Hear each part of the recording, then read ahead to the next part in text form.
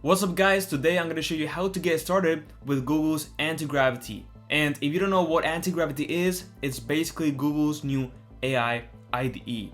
Now, this allows you to basically use AI models to write code in your files. And it is amazing because it literally gives you the AI models for free compared to other softwares like Cursor AI and such, where you have to pay some credit. So this gives you a massive advantage. So in order to get started with Google Antigravity, you basically just need to open up a new folder or an existing folder that you want to edit the files over there. Because what Antigravity will do is basically you send the AI model to work on that folder and everything that you have over there. So in my case, I'm gonna go ahead and select this folder over here, which is from an xcode project that I just created. Now, if you don't know what xcode is, it's basically Apple's IDE to build iOS apps and publish them into the App Store. In this case, I'm going to be building an iOS app, so that's why I'm using xcode. But of course, with Google Antigravity, you can use whatever you want.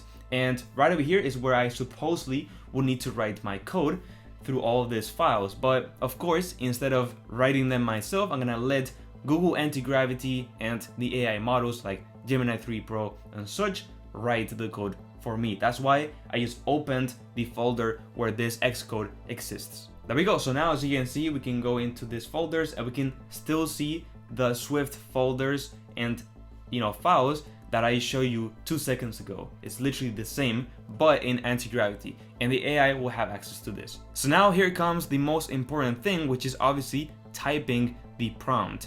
Now, the prompt is very important because the more detail and depth that the prompt has, the better results and outputs that you will get. As simple as that. So to make your lives easier, what I've done is created an easy viral app prompt template that you can use for any of your prompts. Just literally join my free school community, which is linked in the first link of the description. Go to this post and open up this PDF and literally just go ahead and download it. And that's it. And this PDF will contain the prompt that you need. Literally, that's it. You only need to fill in the blanks with your app information and idea. Literally, that's it. So what I've done is filled in the blanks of my template with the app idea that I want to build today. And it's a simple calendar app that will let users organize themselves through events and tasks that they need to do. And that's it. So basically a very simple app just to showcase the capability of Antigravity and such today. So now that we have the prompt, we basically need to select the AI model. And this is also one of the most important things because it's literally the AI that you use to build the app.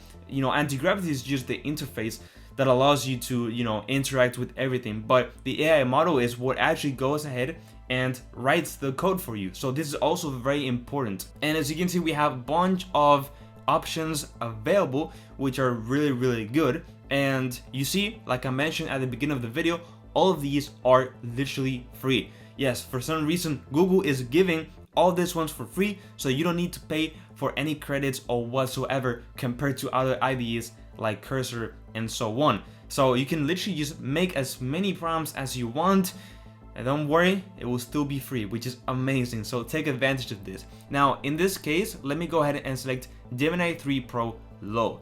Gemini 3 Pro is very good at coding and making beautiful UI design, so let's take advantage of that.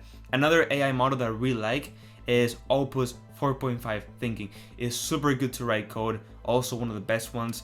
I'm always between Gemini 3 Pro, Claude Opus 4.5, and then Claude Sonnet 4.5 is if I'm trying to do something quick, an app quick for a tutorial.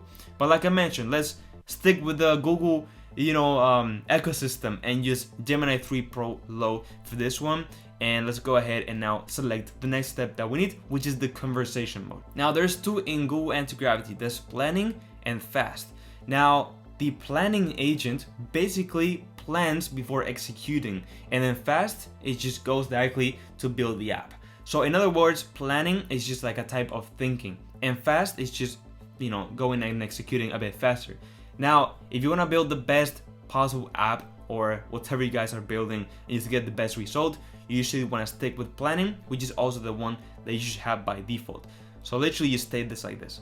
And of course you can add images or mentions or workflows if you want to also go ahead and improve your prompt. But this will be more than enough for me, so now I can just click on send, and Google 3 Pro, or Gemini 3 Pro if I know how to talk myself, will start to go ahead and build our app. And now we literally just need to wait a couple of seconds. And you will know that your app is done because, well, this little stop icon will disappear and it will appear a button that says keep all. And that's how you know that Gemini 3 Pro finished doing what needs to be done. And there you go. So you can see Google Antigravity and Gemini 3 Pro gave us an implementation plan that we can open right here to check.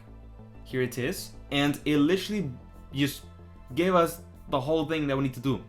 So now we can say, okay, let's proceed with it. And now it will actually go ahead and start with the implementation and executing the tasks that need to be done to build our app. So first it planned it and now it's executing. Instead of, missing this planification step, it actually went ahead and thought for a bit, which is really good if you want to have the best possible app, right? And there we go, it finished doing what it had to be done. As you can see, the stop icon went and now we have a accept all button, and that's how we know that it finished doing everything. So now if I basically go and open up Xcode, we literally have the app created, which is insane.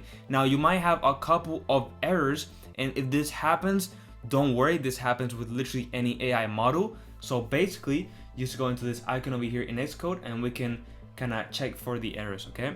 Or even refresh, maybe they're, yeah. But anyway, the app pretty much works, which is really cool. I can create a new meeting, go here, but then of course, it hasn't finished. So if you do have errors, what you can do is simply take a screenshot of the errors that you have and then go into Google Antigravity and basically just go ahead and drag the new image that you have screenshotted and just do, we have these errors in Xcode. And now the AI model will go ahead and fix these errors for you. That's it, that easy. So now let's just wait. All right, there we go. So now we can go back to Xcode, and as you can see, we indeed have 0 errors. So now everything is fixed. So now the app literally should work as it should. So there we go. Now I can actually write the thing. So for example, record a video for this date, type, well, it will be a task that I have to do in the category. Well, I need to create categories and then just hello, whatever. Perfect, then there you go.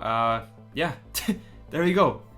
I can now create categories. Oh, man, this is crazy. So literally we have the app working, and we did this in just a couple of minutes using Google Antigravity, and as you can see, it's literally insane. That's it, guys. If you found this video helpful, make sure to like and subscribe and check out all of my other tutorials, and also join my free school community, which is the best place to learn how to build apps, which is linked in the description. Now, yes, with all that said, bye bye.